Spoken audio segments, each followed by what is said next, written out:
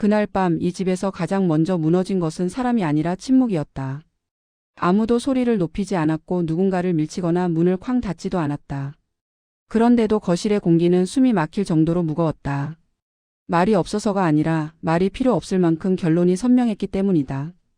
누군가는 이미 결심했고 누군가는 그 결심을 알아차렸고 누군가는 알아차렸다는 사실조차 들키지 않으려고 표정을 붙잡고 있었다. 박진석은 거실 한가운데 서 있었다. 앉지 않았다. 앉는 순간 대화가 시작되고 대화가 시작되면 감정이 끼어들기 때문이다. 진석은 오늘 감정을 허락하지 않기로 마음먹은 사람 같았다. 감정을 끌어안고 정리하는 사람이 아니라 감정을 잘라내고 결론만 남기는 사람의 얼굴이었다. 진석은 한참을 말하지 않았다. 그 침묵은 기다림이 아니라 정리였다. 정리는 늘 조용하다. 폭발보다 더 무서운 것이 정리인 이유는 정리에는 되돌림이 없기 때문이다. 고성이는 소파에 앉아 있었다. 다리를 가지런히 모으고 등을 곧게 세운 채 누가 봐도 흔들리지 않는 사람처럼. 성희는 위기일수록 더 단정해졌다. 흔들리지 않는 척하는 것이 흔들리지 않는 가장 빠른 방법이라는 걸 성희는 아주 일찍 배웠다. 우아함은 성희의 습관이 아니라 생존이었다. 하지만 오늘은 달랐다. 성희는 알고 있었다. 이 침묵이 자신에게 유리하지 않다는 걸. 진석의 침묵은 마음이 복잡해서가 아니었다. 마음이 끝났기 때문에 조용한 침묵이었다. 진석이 먼저 입을 열었다. 여기까지다. 짧은 문장이었다. 설명도 부연도 없었다. 성희는 그 말이 무엇을 뜻하는지 너무 잘 알고 있었다. 그래서 바로 반응하지 못했다. 반응하는 순간 이 말이 현실이 될 것 같았기 때문이다. 성희는 조금 늦게 아주 조심스럽게 말했다. 갑자기 무슨 소리야? 목소리는 차분했다. 차분해서 더 불안했다. 진석은 성희를 보지 않았다. 보는 순간 흔들릴 수 있다는 걸 알고 있었기 때문이다. 갑자기가 아니다. 이미 오래전에 끝났어. 오래전에. 성희에게 그 단어는 가장 잔인했다. 오래전부터 알고 있었다는 뜻이기 때문이다. 알고도 지금까지 아무 말 하지 않았다는 뜻이기 때문이다. 성희는 그 사실이 더 두려웠다. 진석이 이제 와서 분노하는 게 아니라 이미 끝낸 채로 통보하고 있다는 점이. 성희는 웃음을 지우지 않으려 했다. 그럼 왜 지금이야? 왜 하필 오늘이야? 진석은 짧게 대답했다. 오늘이 아니면 안 되니까. 협상의 여지가 없다는 단호함이었다. 성희의 손끝이 천천히 주먹으로 말렸다. 성희의 머릿속이 빠르게 돌아갔다. 지금 꺼낼 수 있는 말, 지금 흔들 수 있는 감정, 지금 던질 수 있는 카드. 그런데 계산은 뜻대로 되지 않았다. 지금까지 유효했던 카드들이 오늘은 전부 무게를 잃고 있었다. 사람이 끝낸 마음 앞에서는 어떤 카드도 흥정이 되지 않는다. 그때 계단에서 발소리가 들렸다. 박성재였다. 성재는 내려오지 않으려 했다. 아니, 내려올 자격이 없다고 느꼈다. 하지만 내려오지 않을 수 없었다. 집안의 방향이 바뀌고 있다는 걸 느꼈기 때문이다. 이 방향은 자신을 비켜가지 않을 거라는 것도. 성재는 계단 중간에서 멈췄다. 아버지와 어머니 사이에 흐르는 무언가를 보는 순간 내려가는 것도 올라가는 것도 쉽지 않았다. 이 집에서 성재는 늘 이런 위치였다. 결정의 한가운데가 아니라 결정의 결과를 가장 먼저 감당해야 하는 자리. 진석은 성재를 봤다. 아주 잠깐 눈빛이 흔들렸다. 그 흔들림은 미안함이었다. 들어가. 지금은 내가 있을 자리가 아니다. 배려처럼 들렸지만 성재에게는 선고처럼 들렸다. 있을 자리가 없다는 말은 이 집에서 자신이 어떤 위치인지 분명히 알려주는 말이었기 때문이다. 성재는 아무 말 없이 고개를 끄덕였다. 말하면 감정이 터질 것 같았다. 성재는 계단을 다시 올라가며 생각했다. 나는 왜 항상 이렇게 밀려나는 쪽일까? 나는 언제나 결과만 받는 사람인가? 그리고 그 질문의 끝은 늘 같은 곳으로 향했다. 나는 누구의 편이어야 하지? 내 편은 누구였지? 방으로 들어온 성재는 가방을 바라봤다. 며칠 전부터 정리해둔 가방이었다. 필요 없는 물건들을 정리하는 동안 필요 없는 사람이 되는 기분을 떨칠 수 없었다. 성재는 침대에 앉아 한동안 움직이지 않았다. 나가야 할 것 같았고 나가면 끝일 것 같았다. 남아야 할 것 같았고 남으면 더 부서질 것 같았다. 거실에서는 대화가 계속되고 있었다. 아니, 대화가 아니라 정리였다. 성희는 결국 목소리를 높였다. 이렇게 끝내겠다는 거야? 당신이 지금 무너뜨리는 게 뭔지 알아? 진석은 고개를 끄덕였다. 안다. 그래서 지금 끝내는 거다. 그 말은 성희의 마지막 카드를 무력화시켰다. 무너질 걸 알면서도 선택했다는 말이었기 때문이다. 성희는 그제야 깨달았다. 이 사람은 더 이상 지키는 사람이 아니라 부수는 쪽을 선택한 사람이라는 걸. 부수는 선택은 무섭다. 부수는 선택을 한 사람은 되돌아보지 않는다.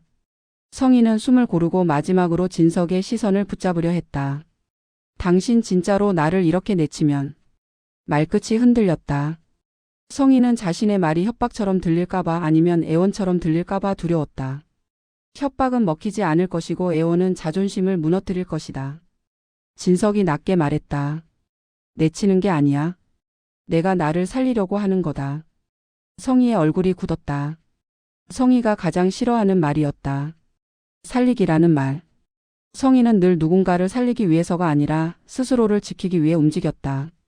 그런데 진석이 같은 말을 하자 그 말이 성희에게는 너 때문에 나는 죽었다처럼 들렸다.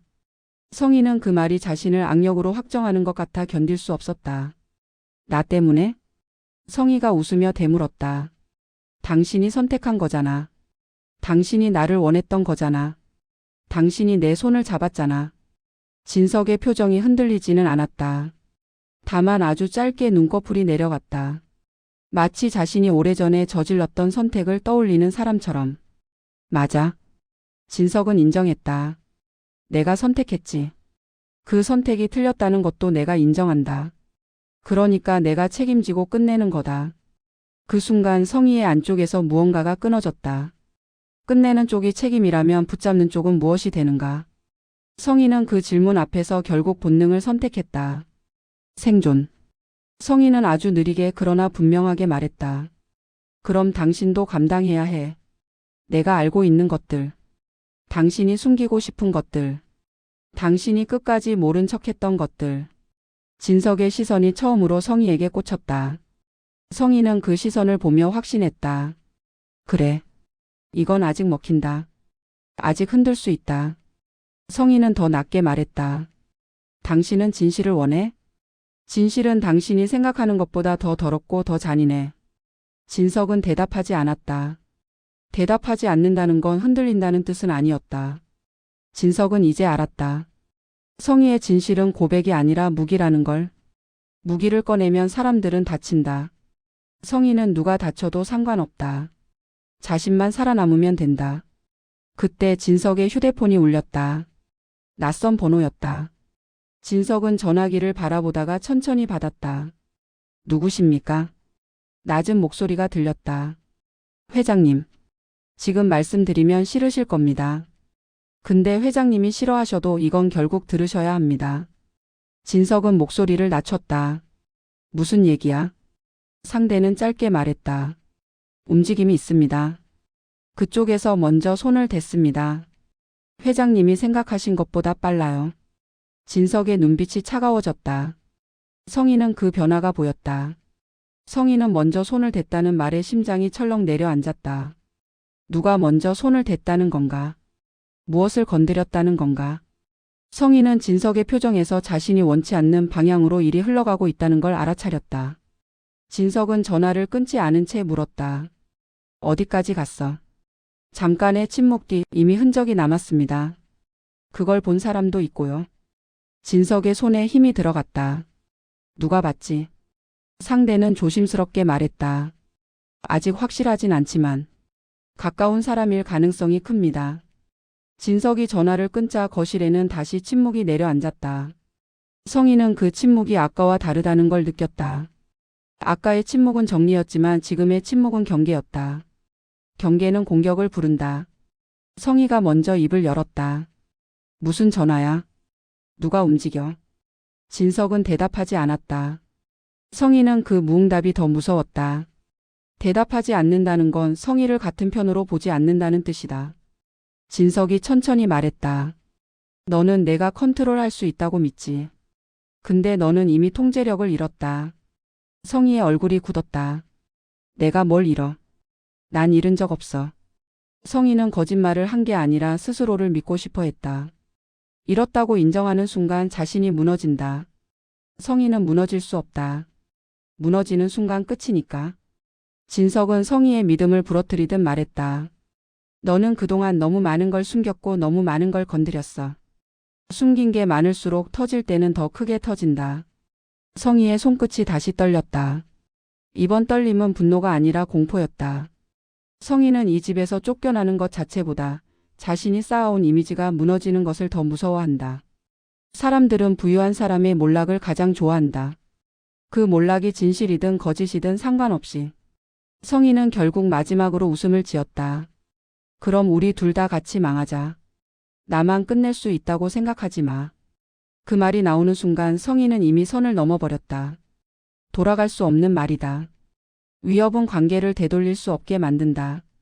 진석은 담담히 고개를 끄덕였다. 그래. 그래서 오늘 끝내는 거다. 그 말에 성희는 기겁했다. 성희가 기대했던 반응은 협상 혹은 분노였다. 하지만 진석은 같이 망하자는 말마저도 이미 계산한 사람처럼 보였다. 그 계산은 성희를 완전히 벼랑 끝으로 밀어냈다. 성희는 갑자기 자리에서 일어났다. 좋아. 그럼 나도 움직일게. 가만히 당하고만 있진 않을 거야. 성희가 거실을 나가려는 순간 진석이 낮게 말했다. 성희야. 성희가 멈췄다. 진석은 아주 차갑게 이어 말했다. 내가 움직이면 내가 먼저 끝난다. 성희의 등 뒤가 굳었다. 성희는 뒤돌아보지 않았다. 뒤돌아보면 진석의 눈빛을 봐야 한다. 진석의 눈빛은 성희의 자존심을 찢을 것이다. 성희는 그걸 견딜 자신이 없었다. 성희는 그대로 위층으로 올라갔다. 계단 위에서 성재는 그 모든 말을 들었다. 성재는 문을 닫고 있었지만 소리는 문을 뚫고 들어왔다. 내가 움직이면 내가 먼저 끝난다. 그 문장이 성재의 머릿속에서 계속 반복됐다. 성재는 자신이 지금 무엇을 보고 있는지 깨닫기 시작했다. 이건 부부싸움이 아니다. 이건 전쟁이다. 그리고 전쟁에는 항상 희생양이 필요하다. 성재는 가방을 다시 바라봤다. 가방은 이제 도망이 아니라 생존처럼 보였다. 성재는 조용히 가방을 열었다. 필요한 것만 넣으려 했는데 손이 떨려서 제대로 잡히지 않았다. 그 떨림은 떠남이 두려워서가 아니라 남음이 더 두려워서였다. 성재는 알았다. 지금 이 집에 남으면 자신은 누군가의 방패가 된다. 방패는 망가진다. 망가진 방패는 버려진다. 성재는 휴대폰을 집어들었다. 누군가에게 전화하고 싶었다. 하지만 누구에게? 이 집에서 성재는 늘 괜찮은 척으로 버텨왔다. 괜찮은 척하는 사람의 약점은 진짜로 괜찮지 않을 때 누구에게도 전화하지 못한다는 것이다. 괜찮지 않다는 말을 꺼내는 순간 그동안의 괜찮은 척이 전부 무너질까봐. 성재는 결국 전화하지 않았다. 대신 메시지 하나를 썼다. 누구에게 보내야 할지 몰라서 보내지 못한 메시지였다. 나 오늘 집에 못 있을 것 같아. 그 문장을 지우고 다시 썼다. 나 어디로 가야 할지 모르겠어. 그 문장도 지웠다. 마지막으로 남은 문장 하나. 혹시 지금 잠깐 볼 수 있어? 성재는 그 문장을 한참 바라보다가 결국 전송했다.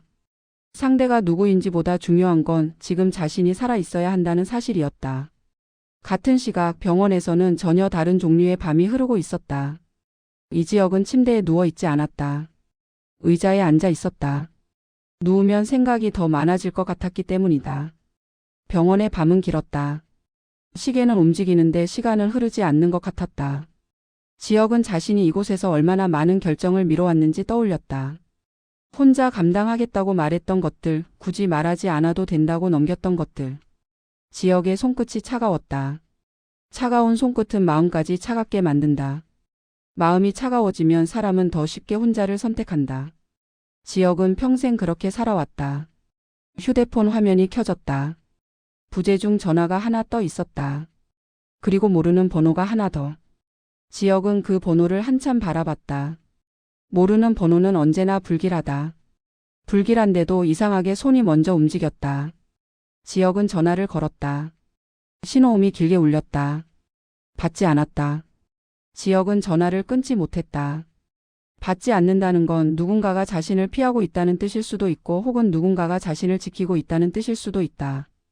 지혁은 그 둘 중 무엇인지 알고 싶었다. 결국 연결음이 끊기고 음성 안내가 나왔다. 지혁은 전화를 끊었다. 그리고 자신도 모르게 낮게 웃었다. 웃음은 즐거움이 아니라 불안이 극에 달했을 때 나오는 반응이었다. 지혁은 창문에 비친 자신의 얼굴을 바라봤다. 생각보다 더 지쳐 보였다. 혼자 버텨온 얼굴이었다. 지혁은 스스로에게 물었다. 내가 이렇게까지 혼자였나? 그때 문 밖에서 발소리가 멈췄다. 문이 열릴 듯 말 듯 기척이 흔들렸다. 지혁은 숨을 멈췄다. 기대가 아니라 경계였다. 병원에서의 경계는 어떤 결과보다도 더 사람을 지치게 한다. 문이 열렸다. 익숙한 얼굴이 들어오지 않았다. 간호사도 의사도 아니었다. 지혁은 순간 몸이 굳었다. 낯선 남자였다. 정장 차림, 손에 봉투 하나를 들고 있었다. 지혁이 낮게 말했다. 누구세요? 남자는 조심스럽게 미소를 지었다. 지혁 씨 맞으시죠? 전 전달할 게 있어서 왔습니다. 뭐요? 지혁의 목소리는 차가웠다.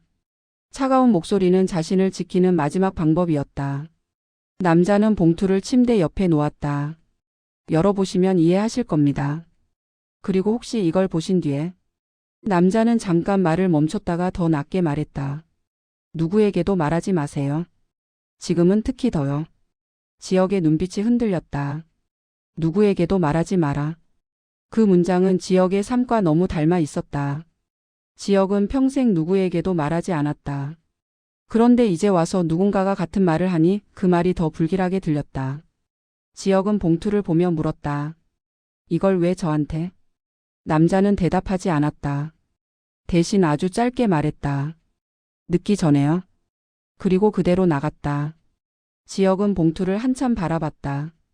열면 돌아갈 수 없을 것 같았다.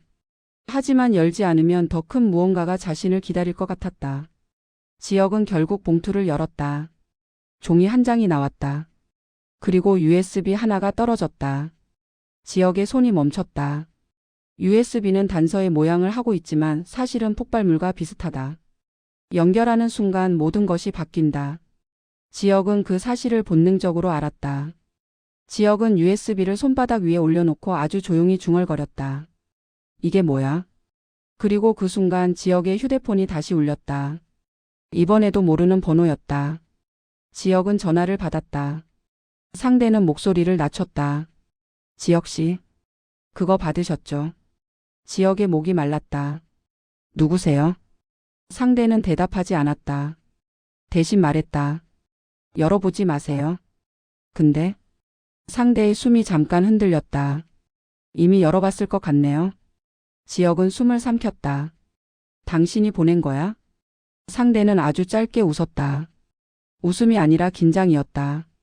보낸 건 제가 아닙니다. 근데 그게 움직이면 다 같이 끝납니다.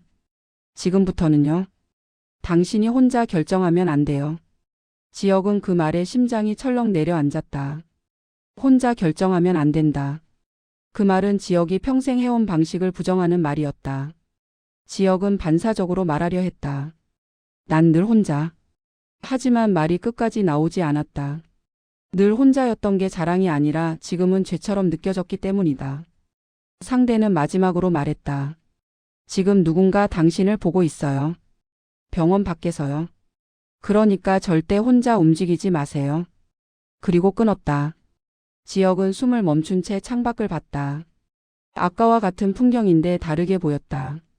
사람들이 지나가고 차가 지나가고 아무렇지 않게 하루가 흐른다. 그 흐름 속에서 누군가 나를 보고 있다는 생각이 끼어드는 순간 세상은 갑자기 낯설어진다. 지혁은 처음으로 자신이 세상에 홀로 떨어진 게 아니라 누군가의 시선 속에 갇혀 있다는 느낌을 받았다. 집에서는 성희가 방에 들어와 문을 잠갔다. 성희는 거울을 봤다. 거울 속 얼굴은 여전히 단정했지만 눈동자가 흔들리고 있었다. 성희는 자신이 흔들리는 걸 가장 싫어한다. 흔들리는 순간 지는 기분이 들기 때문이다. 성희는 그 기분을 견딜 수 없다. 그래서 흔들릴수록 더 공격적으로 변한다. 성희는 서랍을 열었다. 오래된 서류철이 있었다. 한 번도 꺼내지 않으려고 했던 것들.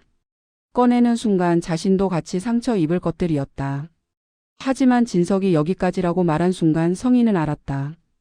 상처를 피하려고 있다가 결국 더 크게 베일 수도 있다는 걸. 성희는 서류철을 꺼내 테이블 위에 펼쳤다. 그리고 그 안에서 작은 메모 하나를 꺼냈다. 메모에는 짧은 숫자가 적혀 있었다. 전화번호였다.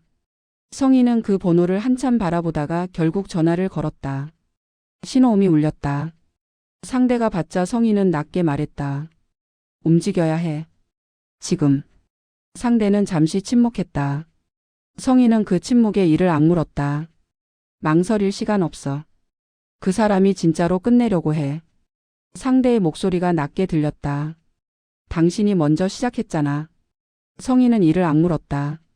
그래. 근데 그게 이렇게 될 줄은 몰랐어.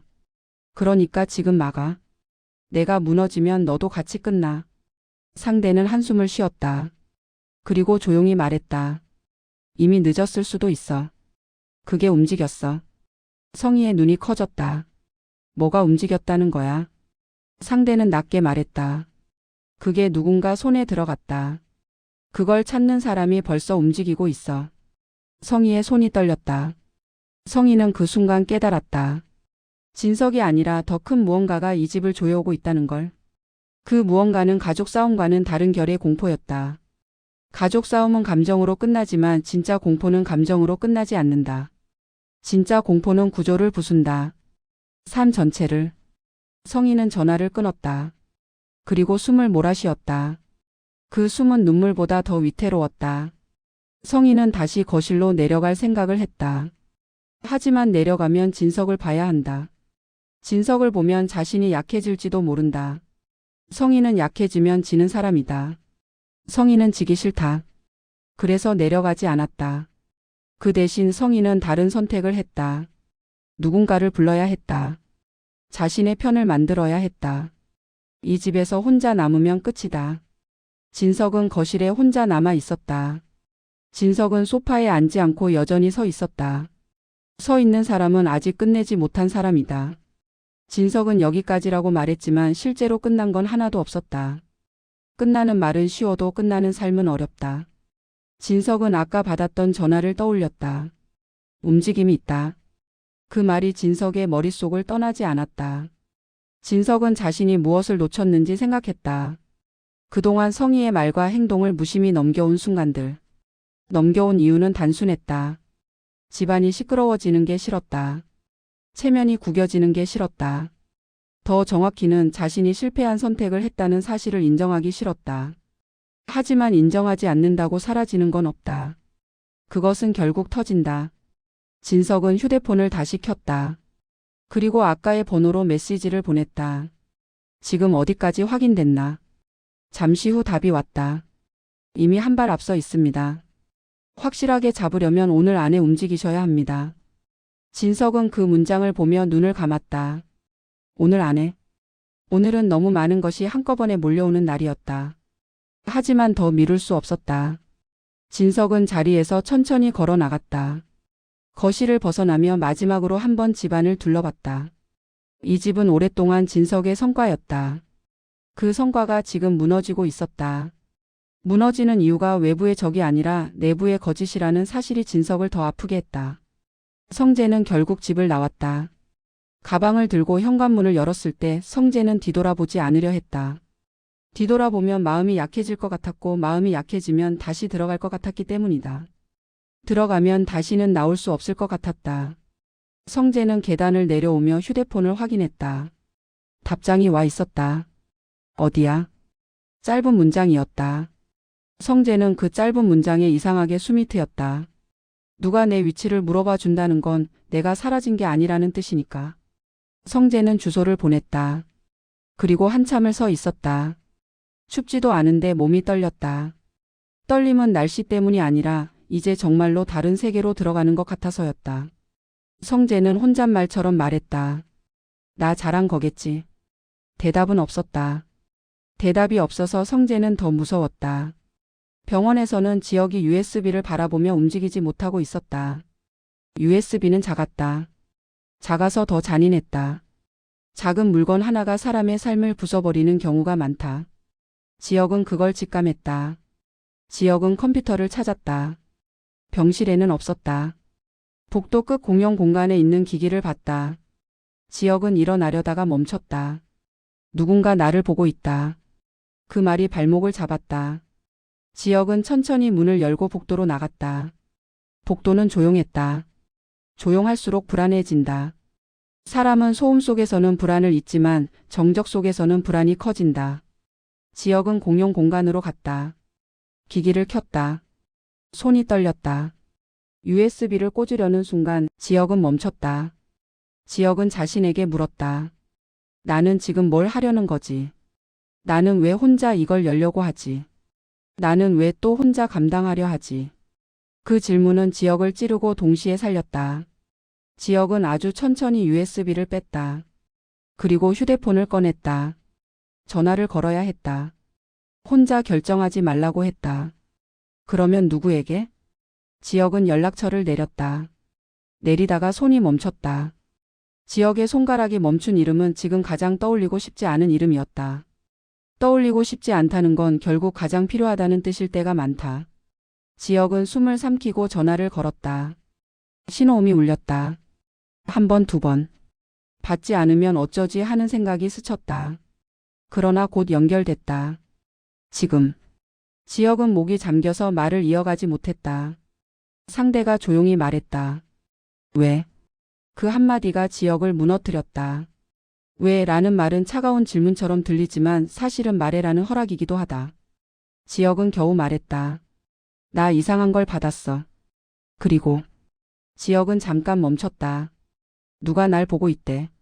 전화기 너머로 숨이 멈추는 소리가 들렸다. 그리고 낮게 빠르게 말이 돌아왔다. 거기서 움직이지 마.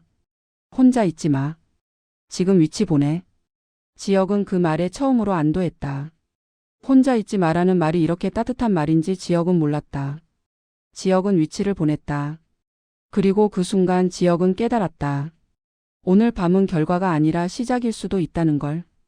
오래 숨겨온 것이 움직이기 시작한 밤. 누군가의 침묵이 무너지고 누군가의 통제가 무너지고 누군가의 선택이 바뀌기 시작한 밤. 지혁은 공용 공간 창밖을 바라봤다. 밖에는 여전히 사람들이 지나갔다. 그 평범함이 오히려 더 무서웠다. 세상은 아무렇지 않게 돌아가는데 자신들의 세계만 비틀리고 있었다. 집에서는 성희가 다시 거울 앞에 섰다. 성희는 얼굴을 정리했다. 눈빛을 정리했고 입꼬리를 정리했고 숨을 정리했다. 성희는 무너지기 직전의 사람처럼 보이지 않으려 했다. 무너지기 직전의 사람은 약해 보이고 약해 보이면 먹힌다. 성희는 먹히는 사람이 아니라 먹는 사람이었다. 성희는 서류철을 가방에 넣었다. 그리고 문을 열었다. 복도는 조용했다. 조용한 복도 끝에서 성희는 잠깐 멈췄다. 아래층 거실에서 누군가가 움직이는 기척이 들렸다. 진석은 이미 집을 나간 것 같았고 성희는 그 사실이 더 불길했다. 진석이 움직인다는 건 그냥 이혼이 아니라 다른 무언가를 의미한다. 성희는 진석이 가족이라는 틀을 넘어 정리할 준비를 하고 있다고 느꼈다. 성희는 계단을 내려가지 않았다. 대신 뒷문 쪽으로 움직였다. 어두운 곳으로. 사람들의 시선을 피할 수 있는 곳으로. 성희는 문을 열고 밖으로 나갔다. 그리고 누군가에게 전화를 걸었다. 지금 바로 만나. 시간 없어. 상대는 짜증 섞인 목소리로 말했다. 너 지금 어떤 상황인지 알아? 성희는 이를 악물고 말했다. 알아. 그래서 만나야 해. 지금부터는 우리 둘 다 살려고 움직여야 해. 전화를 끄는 성희는 차 안에 올라탔다. 시동을 걸다가 손이 잠깐 멈췄다. 성희는 유리창 너머로 집을 바라봤다. 이 집은 성희의 왕국이었다. 왕국을 잃는다는 건 단지 집을 잃는 게 아니다. 내가 누구인지 잃는 것이다. 성희는 이를 악물고 시동을 걸었다. 차가 출발했다. 진석은 어디론가 향하고 있었다. 진석은 밤거리를 달리며 생각했다. 누가 먼저 손을 댔다. 이미 흔적이 남았다. 그 말들이 머릿속에서 떠나지 않았다. 진석은 한 곳에 도착했다. 조용한 건물, 조용한 복도, 조용한 사무실. 사무실 안에는 누군가가 기다리고 있었다. 진석이 들어서자 상대는 자리에서 일어났다. 회장님. 진석은 인사 같은 걸 생략했다. 어디까지 확인됐어? 상대는 서류를 내밀었다. 여기까지입니다. 진석은 서류를 넘기며 표정이 더 굳어졌다. 이게 확실해? 네. 그리고 상대는 잠깐 망설이다가 말했다. 병원 쪽도 움직임이 있습니다. 진석의 눈빛이 차가워졌다. 병원? 상대는 낮게 말했다. 누군가 접근했습니다. 그리고 물건이 전달됐습니다. 진석의 손이 멈췄다. 누구한테? 상대는 대답을 늦추지 않았다. 그쪽입니다. 진석은 서류를 내려놓고 자리에서 일어났다. 지금 바로 가자. 상대는 당황했다. 회장님, 지금 움직이면. 진석은 끊었다. 지금 아니면 더 늦어. 늦으면. 진석은 말을 멈췄다가 낮게 덧붙였다. 그땐 정말 끝이야. 이 밤은 끝나지 않았다. 끝나기는커녕 이제 막 서로를 향해 달려오기 시작했다. 성재는 누군가를 만나기 위해 어두운 길을 걸었고 성희는 자신이 가진 마지막 카드가 들어있는 가방을 움켜쥐고 달렸으며 진석은 누군가의 움직임을 막기 위해 더 깊은 곳으로 들어가고 있었고 지혁은 작은 USB 하나 앞에서 처음으로 혼자가 아닌 선택을 시작했다. 이 모든 흐름은 하나로 향하고 있었다. 누군가가 숨겼던 진실, 누군가가 지키려 했던 체면, 누군가가 믿고 싶었던 가족. 그리고 그 모든 것의 끝에서 누군가는 결국 입을 열어야만 하는 순간을 맞이하게 될 것이다. 하지만 그 순간이 오기 전까지 이 밤은 계속된다. 조용히 그러나 숨 쉴 틈 없이. 누군가의 발걸음이 더 빨라지고 누군가의 전화는 더 잦아지고 누군가의 침묵은 더 이상 침묵이 아니게 된다. 문제는 딱 하나다. 진실은 언제나 가장 약한 사람부터 먼저 무너뜨린다는 것. 그리고 이 집에서 가장 약한 사람이 누구인지는 아무도 확신할 수 없다는 것.